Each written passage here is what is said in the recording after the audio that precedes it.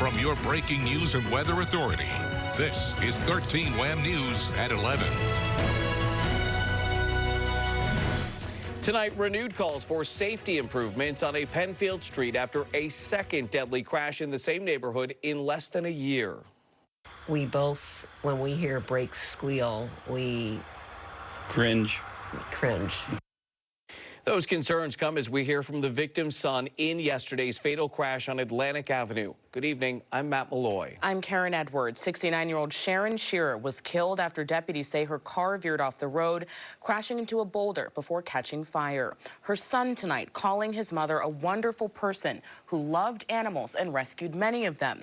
Her son says she leaves behind a husband, 3 sons and a daughter, and a wealth of friends and loved ones who miss her dearly. She was just a caregiver that if she saw someone in trouble, that was what she went and tried to help them. And it meant a lot to me to find out that people stopped and tried to help her. And because that's what she would have done if she saw them. Her son tonight calling on officials to do more to make that roadway safer. So are the homeowners who live right in front of where that crash happened. They're now calling on the state to act. 13 Wham's Daniel Finkelstein spoke with the homeowners who say they want more protection at that vulnerable corner. Daniel.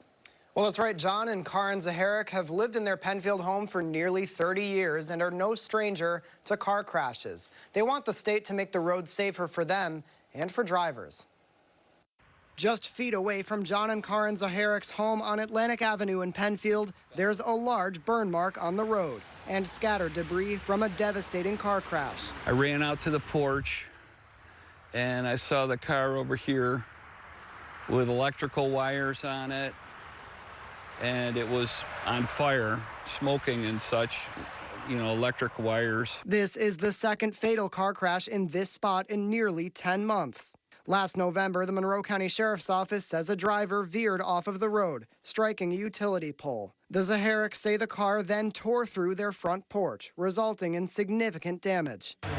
We went down to the studs inside, and it was, we moved out for 6 months. They had just moved back into their home this July. Their stretch of road is a narrow curve, and it can be fast-paced. They're calling on town leaders and the state DOT to make some safety improvements.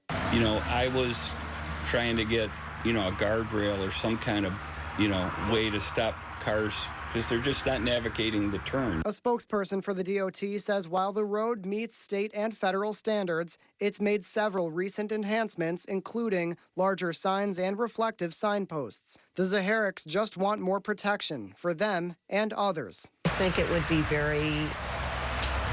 maybe a good response for the families who have lost their loved ones to know that there is a change and that those lives that were lost might make a change for the safety of others.